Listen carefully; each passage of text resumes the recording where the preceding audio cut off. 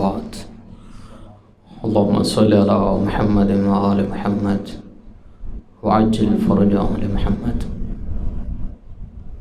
خوشنودی امام زمان علیہ الصلوۃ والسلام صلوات.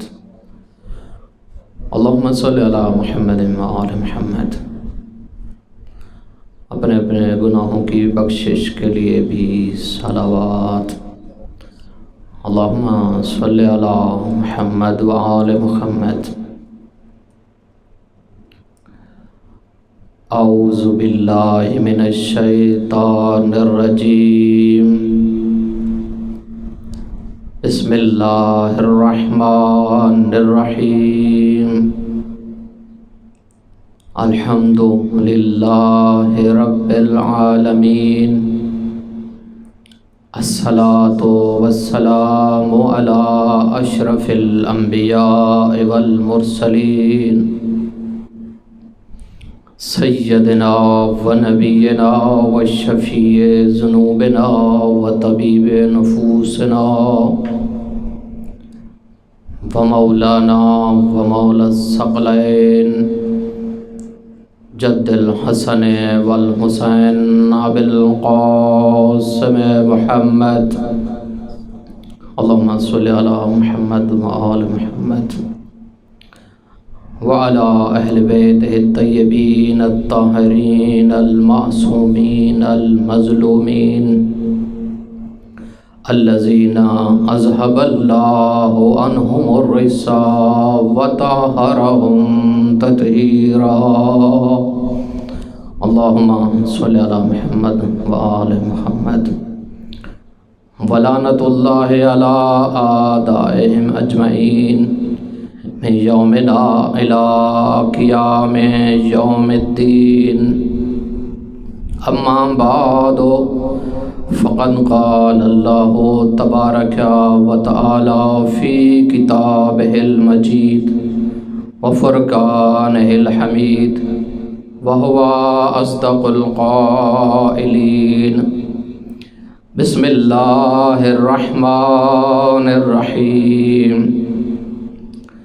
قل لا يستوي الخبيث والطيب. صلوات بر محمد وآل محمد. اللهم صل على محمد وآل محمد وعجل فرج آل محمد. سامعین محترم، ناظرین کرام، سب سے پہلے دعا ہے کہ پروردگار عالم ہماری قلیل سی عبادت اپنی بارگاہ میں منظور و مقبول فرمائے، اور دعا ہے کہ پروردگار عالم ہمارے امام زمان علیہ الصلوۃ والسلام کا جلد ظہور فرمائے اور ان کی آواز پہ لبیک کہنے کی توفیق عطا فرمائے. اور دعا ہے کہ پروردگار عالم تمام مومنین کو اس مرض سے جو مبتلا ہیں صحت و سلامتی عطا فرمائے اور سب کو محفوظ فرمائے. سامعین محترم، قرآن مجید کی آیہ مبارکہ سورہ مائدہ آیت نمبر 100 کی تلاوت کرنے کا شرف حاصل کیا ہے، جس میں ارشاد رب العزت ہو رہا ہے قل لا يستوي الخبيث والطيب. اے میرے پیغمبر، اے حبیب، کہہ دیجئے کہ خبیث اور طیب برابر نہیں ہو سکتے. اللہ تبارک و تعالی نے اس آیہ مبارکہ میں ایک عام قانون بتایا ہے کہ چاہے انسان کے افراد ہوں یا دوسری چیز ہو، اس میں کوئی فرق نہیں ہے. خبیث یا پھر طیب. خبیث انسان وہ ہوتا ہے کہ جس پہ اللہ نے بھی لعنت کی ہے، انبیاء نے بھی لعنت کی ہے، ائمہ نے بھی لعنت کی ہے. اور طیب انسان وہ ہے کہ جس کے لیے پروردگار نے، جس کے لیے انبیاء نے، جس کے لیے ائمہ علیہ الصلوۃ والسلام نے دعا کی ہے، اور فرمایا کہ طیب ایک شخص لاکھوں خبیث افراد سے بہتر ہے۔ اور جب ایک انسان، خبیث انسان، اللہ کی نظر سے گر جاتا ہے تو اس کی کوئی قدر و قیمت نہیں ہوتی، نہ ہی انبیاء کے درمیان، اور نہ ہی اللہ کے درمیان، اور نہ ہی ائمہ کے درمیان، اور نہ ہی عام مخلوق کے درمیان۔ تو سامعین محترم، ناظرین کرام، ہمارا ہر کام تقرب الہی کے لیے ہونا چاہیے۔ ہم جو کام بھی کرتے ہیں اگر اس میں تقرب ہے تو وہ کام عبادت بن سکتا ہے۔ اگر ریاکاری کے لیے ہے، عبادت کے لیے نہیں ہے، تقرب الہی کے لیے نہیں ہے، جو کام تقرب الہی کے لیے نہ ہو وہ عبادت نہیں بن سکتا ہے۔ جو کام دکھاوے کے لیے کیا جائے وہ عبادت نہیں بن سکتا ہے۔ کوئی کام بھی ہے، ہم جو کام بھی کر رہے ہیں اچھا کام ہے لیکن اس میں تقرب نہیں ہے تو وہ عبادت نہیں بن سکتا ہے۔ لہذا ہم جو کام بھی کرتے ہیں اس کی قبولیت کے لیے شرط یہ ہے کہ تقرب الہی کے لیے ہو۔ روایت میں ملتا ہے کہ 4 قسم کے گروہ ان کو جنت کے دروازے پر روک دیا جائے گا اور کہا جائے گا کہ جنت میں داخل نہیں ہو سکتے۔ پہلا گروہ عبادت گزاروں کا، دوسرا گروہ علماء کا، تیسرا گروہ شہداء، اور چوتھا گروہ قاریان قرآن۔ جب یہ گروہ جنت کے دروازے تک پہنچیں گے تو اس وقت آواز آئی کہ جنت میں داخل نہیں ہو سکتے۔ اس وقت عبادت گزار روئیں گے، پکاریں گے، پریشان ہوں گے کہ اے پروردگار، ہم نے آپ کی نمازیں پڑھی ہیں، ہم نے روزے رکھے ہیں، ہم نے خمس دیا ہے، ہمارا اخلاق اچھا تھا، ہم نے ماتم کیے ہیں، ہم نے عزاداری منائی ہے، حسینیت زندہ باد کے نعرے لگائے ہیں، پھر ہم جنت میں کیوں نہیں جا سکتے؟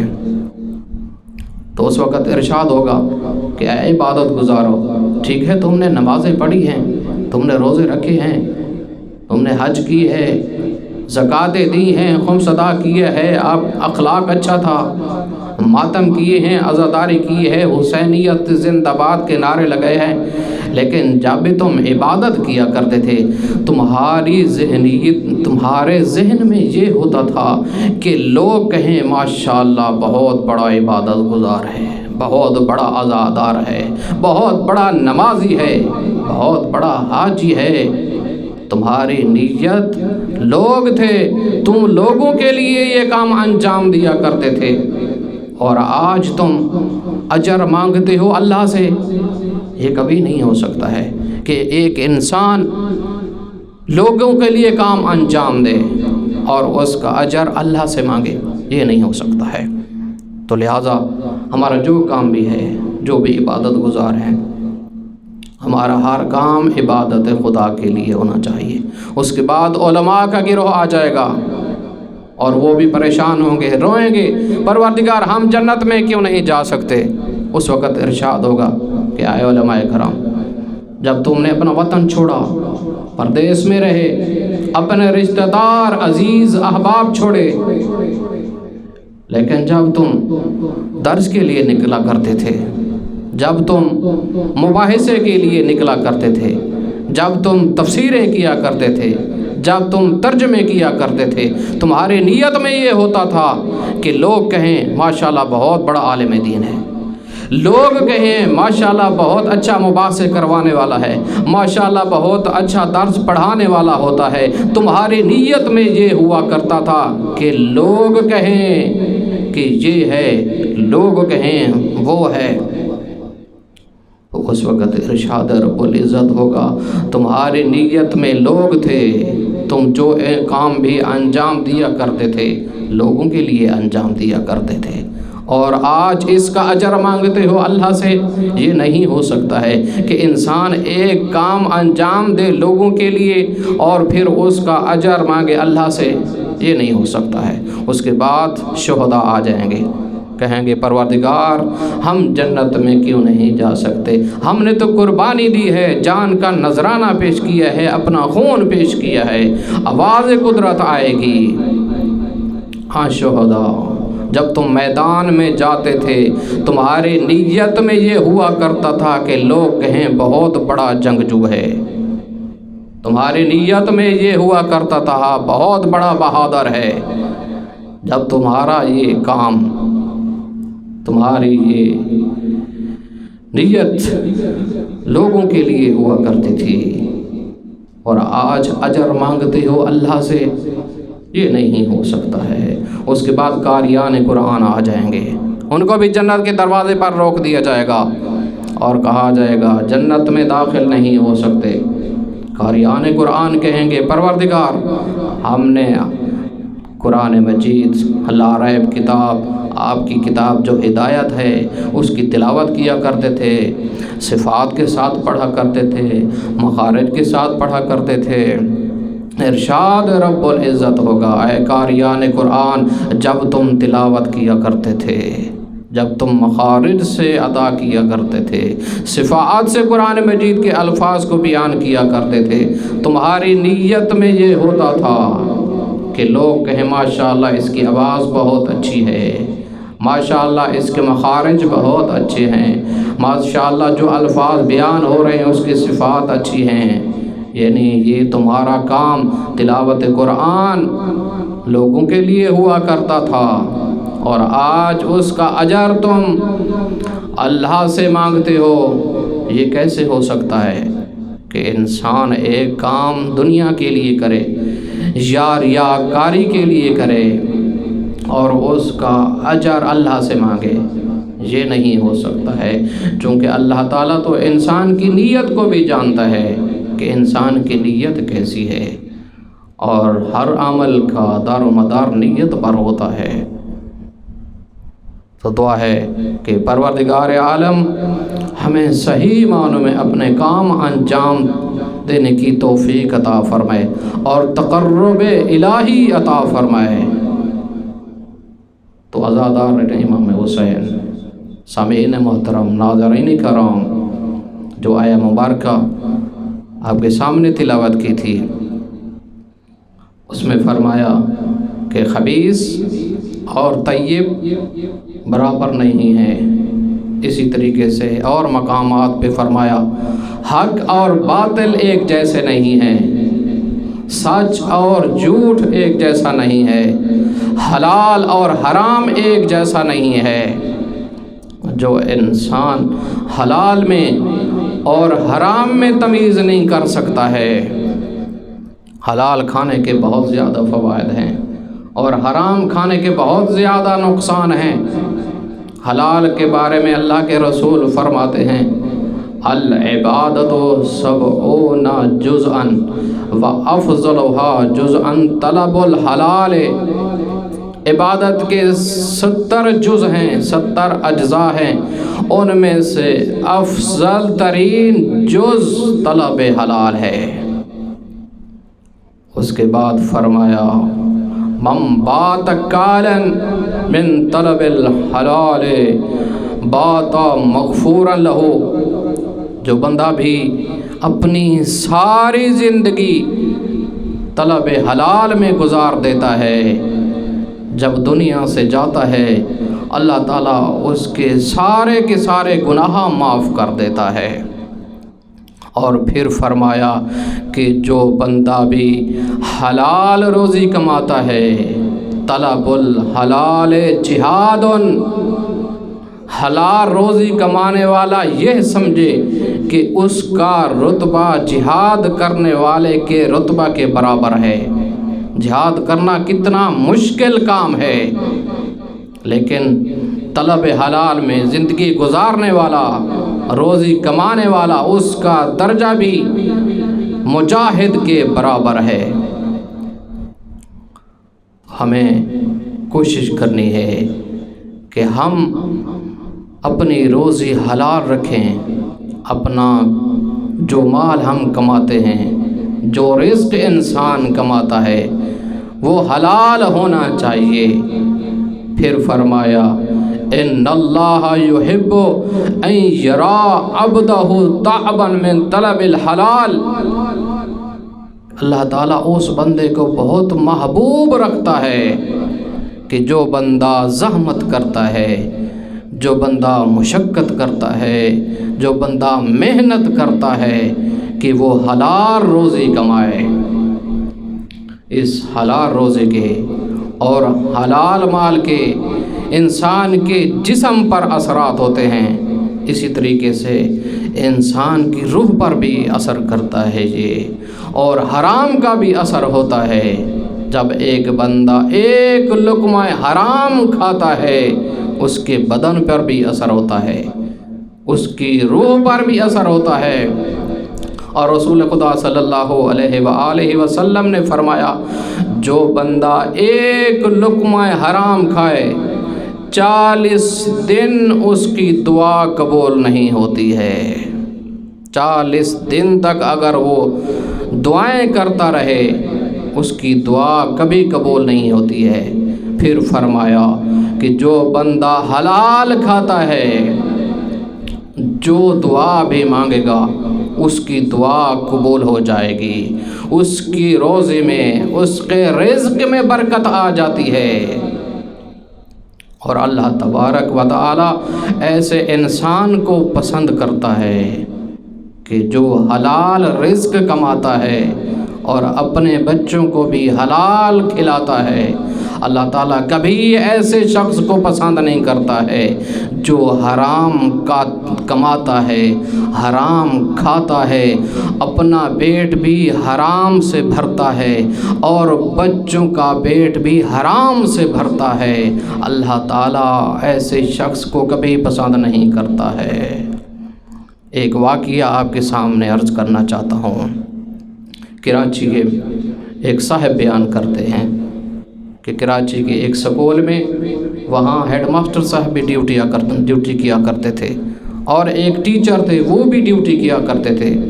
صاحب ہیڈ ماسٹر صاحب کا درجہ الگ ہے اور ٹیچر کا درجہ الگ ہے، ایسے ہی تنخواہ میں بھی فرق ہوتا ہے۔ ہیڈ ماسٹر کی تنخواہ زیادہ ہوتی ہے اور ٹیچر کی تنخواہ کم ہوتی ہے۔ وہاں کے ہیڈ ماسٹر صاحب وہ اپنی ڈیوٹی صحیح انجام نہیں دیا کرتے تھے۔ ایک دن آئے، حاضری لگائی اور چلے گئے، پھر ہفتے کے بعد آئے، حاضری لگائی اور چلے گئے، اور سکول کے انتظامات وہ ایک ٹیچر کے سپرد کر دیا کرتے تھے، اور ٹیچر ایک ایماندار شخص تھا، وہ اپنی کام روزی پہ اکتفا کرتا تھا، سکول ڈیوٹی بھی پوری کرتا تھا اور ہیڈ ماسٹر صاحب کی ہیلپ بھی کیا کرتا تھا۔ وہ صاحب بتا رہے تھے کہ اس وقت آج سے 35-40 سال پہلے ہیڈ ماسٹر صاحب کے پاس بہت زیادہ پیسے آ گئے تھے، چونکہ یہ ڈیوٹی چھوڑ کر کوئی عام کام کرتا تھا، ایک کام، دوسرا کام، تیسرا کام، صرف اور صرف پیسہ کمانے کے لیے۔ لیکن وہ ٹیچر جو تھا فقط اور فقط اسی روزی پہ اکتفا کیا کرتا تھا۔ آج 40 سال کے بعد اس کا اثر ظاہر ہوا ہے۔ وہ کیسے پتہ چلا؟ اس کا اثر یہ ہوا جو ہیڈ ماسٹر صاحب تھے، جو زیادہ پیسہ کماتے تھے اور حرام کا پیسہ کماتے تھے، اس کی اولاد بالکل خراب ہو چکی ہے، اس کے گھر میں فساد ہی فساد رہتا ہے، اس کے گھر سے برکت اٹھ چکی ہے۔ لیکن جو ایک ٹیچر تھا، ایماندار تھا، اس کی اولاد آج ترقی یافتہ ہے، اس کے پاس مال بھی ہے، ان کے پاس گاڑیاں بھی ہیں، ہر چیز موجود ہے۔ تو ناظرین محترم، یہ فرق ہوتا ہے کہ جو حرام کماتا ہے چاہے اس کے پاس زیادہ ہی کیوں نہ ہو لیکن برکت کبھی نہیں ہوتی، اور اگر حلال ہو اور تھوڑا ہو اس میں برکت ہوتی ہے۔ اور نتیجہ آپ نے دیکھ لیا کہ جو زیادہ کماتا ہے اس میں تمیز نہیں کرتا کہ حلال کیا ہے اور حرام کیا ہے، اور جو اپنی روزی حلال کماتا ہے تھوڑی ہی کیوں نہ ہو اس میں برکت ہوتی ہے۔ اس کے بعد امیر المومنین علیہ الصلوۃ والسلام فرماتے ہیں کہ جو بندہ بھی حرام کھاتا ہے اس کی زبان سے پتہ چل جاتا ہے۔ کیسے؟ یہ زبان دل سے متاثر ہوتی ہے، اور دل غذا سے متاثر ہوتا ہے۔ جیسے جیسے انسان غذا کھاتا ہے اس غذا کا اثر انسان کے دل پر پڑتا ہے، اور پھر اس دل سے جو آواز نکلتی ہے، مولا فرماتے ہیں اگر کھایا ہوا مال وہ غذا حلال ہے تو آپ لوگوں کی زبان سے حکمت کے کرشمے جاری ہوں گے، حکمت کے کرشمے جاری ہوں گے، اور اگر وہ مال حرام ہے تو اس کا اثر بھی پتہ چل جاتا ہے۔ آج کل آپ دیکھ رہے ہیں امیر المومنین علیہ الصلوۃ والسلام کا قول عام قول نہیں ہے، امیر المومنین علیہ الصلوۃ والسلام کا فرمان عام فرمان نہیں ہے۔ امیر المومنین فرماتے ہیں کہ انسان کی زبان سے ہی پتہ چل جاتا ہے کہ کیا اس نے حرام کھایا ہوا ہے یا اس نے حلال کھایا ہوا ہے۔ اگر وہ انسان اور وہ لوگ امیر المومنین کے اس قول کو پڑھ لیتے یا سن لیتے اور غور کرتے تو آج اہل بیت کی شان میں گستاخی نہ ہوتی، آج علماء حقہ کی شان میں گستاخی نہ ہوتی۔ ان لوگوں کو توجہ کرنا چاہیے کہ جو علماء کے خلاف بول رہے ہیں، علماء کی توہین کر رہے ہیں، اور جو اہل بیت کی شان میں گستاخی کر رہے ہیں وہ غور کریں کہیں مولا کے اس فرمان کے مصداق تو نہیں ہیں۔ جب مولا نے یہ فرما دیا کہ زبان سے ہی پتہ چل جاتا ہے، اگر وہ زبان اچھے راستے پہ استعمال ہو رہی ہے تو سمجھیں کہ حلال کا لقمہ کھایا ہوا ہے، اور اگر وہ زبان علماء کی توہین میں استعمال ہو رہی ہے، اہل بیت کی شان میں گستاخی پہ استعمال ہو رہی ہے، کہ سمجھ لیں اس کے دل میں اس کی زبان پر حرام اثر کر رہا ہے۔ اور امیر المومنین علیہ الصلوۃ والسلام نے فرمایا علیکا بالزام الحلال، حلال پہ اکتفا کرو، حلال کو اپناؤ، حلال تمہارے فائدے کے لیے ہے، حرام سے بچو۔ اور رسول خدا بھی فرماتے ہیں کہ جو بندہ بھی حرام کا ایک لقمہ کھاتا ہے تو زمین و آسمان کے فرشتے اس پہ لعنت کرتے ہیں۔ اس لعنت سے بچے انسان، حرام کھا کے کیا ملے گا؟ حرام اس کا عقاب ہے، فی حلال ہی حساب وفی حرام ہی عقاب، حلال ہے تو حساب دینا پڑے گا اور حرام ہے تو اس کا عقاب ہے، لہذا عقاب سے بچنا چاہیے، حرام لقمے سے بچنا چاہیے انسان کو، حلال کی طرف جانا چاہیے انسان کو۔ صلوات پڑھ لیں بر محمد و آل محمد، اللہم صلی علی محمد و آل محمد وعجل فرج آل محمد۔ آپ اندازہ کریں کہ ہمارے علماء کھانے پینے میں کتنی احتیاط کیا کرتے تھے۔ مقدس اردبیلی کے والد صاحب کا ایک واقعہ ہے، ایک صاحب بیان کر رہے تھے، متدین ہیں، خدا کی ذات ان کو صحت و سلامتی عطا فرمائے، انہوں نے ایک عالم دین سے سنا ہے اور یہ معروف واقعہ ہے کہ مقدس اردبیلی عام شخصیت نہیں ہیں، ان کے والد بھی عام شخصیت نہیں ہیں۔ ایران میں ایک باغ سے گزر رہے تھے مقدس اردبیلی کے والد گرامی، وہاں باغ کے قریب ایک انار پڑا ہوا تھا، انہوں نے انار اٹھایا، بھوک لگی ہوئی تھی، انار کھا لیا، پھر سوچا کہ یہ تو میرا نہیں تھا، یہ تو میں نے اجازت بھی نہیں لی، اس انار کو میں نے کھا لیا ہے۔ تو چلے باغ کی طرف، باغ میں جا کر دیکھتے ہیں ایک بندہ ہے جو اس باغ میں باغ کو پانی دے رہا ہے، پانی لگا رہا ہے۔ جا کر کہتے ہیں کہ یہ باغ آپ کا ہے؟ وہ کہتا ہاں میرا باغ ہے۔ کہا ایک انار پڑا ہوا تھا باغ کے قریب، میں نے اٹھا کے کھا لیا ہے، میں اس کی اجازت لینے کے لیے آیا ہوں، آپ مجھے اس کی اجازت دیں تاکہ میرے لیے حلال ہو جائے۔ وہ شخص کہتا ہے یہ باغ میرے اکیلے بندے کا نہیں ہے، میرے ساتھ ایک اور بندہ بھی شریک ہے، میں اپنا حصہ تو آپ کو معاف کر سکتا ہوں، اپنے حصے کی اجازت دے سکتا ہوں، لیکن جو دوسرا آدھا حصہ ہے اس کی اجازت میں نہیں دے سکتا۔ تو اس وقت کہا کہ وہ شخص کہاں ہے، وہ بندہ کہاں ہے جس سے میں جا کر اجازت لوں تاکہ یہ انار میرے لیے حلال ہو جائے؟ کہا وہ تو عراق میں ہے، نجف اشرف میں ہے، اگر جا سکتے ہیں تو وہاں چلے جائیں۔ مقدس اردبیلی کے والد صاحب آپ اندازہ کریں، آدھا انار معاف کروانے کے لیے، آدھے انار کی اجازت لینے کے لیے سفر پہ آتے ہیں، ایران سے عراق کا سفر اختیار کرتے ہیں، نجف میں پہنچتے ہیں، نجف میں پہنچ کر اس شخص کو ڈھونڈتے ہیں۔ جب ملاقات ہوتی ہے تو کہتے ہیں کہ میں نے ایسے آپ کے باغ کے قریب ایک انار پڑا ہوا تھا، وہ انار میں نے کھا لیا ہے، آپ کے دوست نے آدھا انار معاف کر دیا ہے، مجھے اجازت دے دی ہے، میں آدھا انار آپ سے معاف کروانے کے لیے، آپ سے اجازت لینے کے لیے آیا ہوں تاکہ وہ آدھا انار میرے لیے حلال ہو جائے۔ واقعاً عجیب ہے۔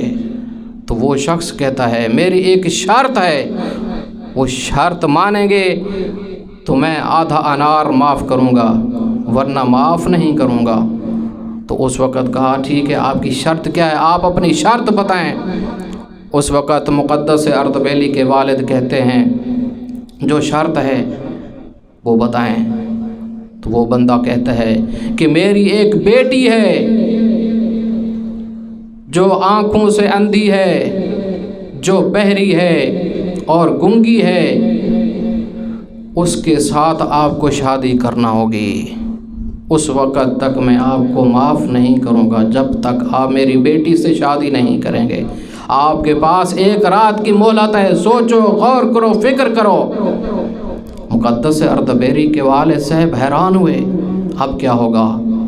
پھر سوچا کوئی مسئلہ نہیں ہے، یہ زندگی ہے، گزر جائے گی، لیکن آخرت اور جہنم کی آگ بہت زیادہ ہے، بہت سخت ہے، کیسے برداشت کروں گا؟ شادی قبول کر لی، کہا ٹھیک ہے میں آپ کی بیٹی سے شادی کرنے کے لیے تیار ہوں۔ شادی ہو جاتی ہے، رخصت ہو جاتی ہے، رخصتی ہو جاتی ہے۔ پھر وہ مقدس اردبیلی کے والد صاحب دوسرے دن مولانا سے ملتے ہیں، اس شخص سے ملتے ہیں اور کہتے ہیں کہ آپ نے کہا تھا کہ میری بیٹی نابینا ہے، میری بیٹی گونگی ہے، میری بیٹی بہری ہے، اس کی تو آنکھیں بھی ٹھیک ہیں، وہ تو صحیح طریقے سے سن بھی سکتی ہے، صحیح طریقے سے بول بھی سکتی ہے۔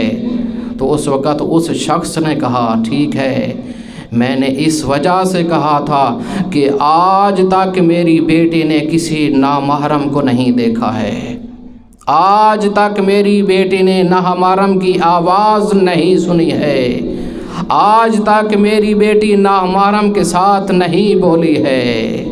جب کسی نامحرم کو دیکھا نہیں ہے تو ایسے سمجھے کہ وہ نابینا ہے، بولی نہیں ہے کسی کے ساتھ، ایسے سمجھے کہ وہ گونگی ہے، بہری ہے۔ تو پھر کہا یہ میں نے آپ کے ساتھ رشتہ کیوں کیا؟ اس وجہ سے آپ کو اپنی بیٹی کا رشتہ دیا ہے، پاک دامن بیٹی کا رشتہ دیا ہے، آپ اتنے پاک دامن ہیں، ایک آدھا انار معاف کروانے کے لیے آپ ایران سے چل کے عراق میں آئے اور نجف میں آئے، صرف آدھا سے اس سے پاک دامن زیادہ شخص میں نے کہیں نہیں دیکھا، میری بیٹی کے لائق ہی آپ تھے۔ تو دیکھیے ایسے ہوتے ہیں علماء کہ جو ایک آدھا انار معاف کروانے کے لیے کیسے سفر کرتے ہیں، پھر کہاں پہنچتے ہیں تاکہ اس کی اجازت مل جائے، وہ معاف ہو جائے، وہ آدھا انار ہمارے لیے حلال ہو جائے۔ اور پھر ان کی اولاد سے کیسی شخصیت پیدا ہوئی، مقدس اردبیلی جیسی شخصیت پیدا ہوئی۔ مقدس اردبیلی کے بارے میں معروف ہے، اور جوار امیر المومنین علیہ السلام میں دفن ہے، آپ سب دیکھتے رہتے ہیں، ہم نے دیکھا ہوا ہے، ان کی قبر مبارک موجود ہے۔ کیسی شخصیت بنی، جب بھی نماز تہجد مولا کے حرم میں نماز تہجد پڑھنے کے لیے آیا کرتے تھے، حرم کے دروازے کھول جایا کرتے تھے، اور ایک دفعہ کنویں میں جب ڈول ڈالا پانی لینے کے لیے تو ہیرے جواہر نکل آئے۔ مقدس اردبیلی نے کہا، اے پروردگار، مجھے ہیرے جواہرات کی ضرورت نہیں ہے، بلکہ مجھے پانی کی ضرورت ہے، میں پانی لینا چاہتا ہوں اور آپ کی عبادت کرنا چاہتا ہوں۔ تو دیکھیے یہ حلال رزق کا اثر ہوتا ہے۔ دعا ہے کہ پروردگار عالم ہمیں زیادہ سے زیادہ طلب حلال، روزی حلال عطا فرمائے، اور ہمیں گناہوں سے بچنے کی توفیق عطا فرمائے، اور حرام سے بچنے کی توفیق عطا فرمائے۔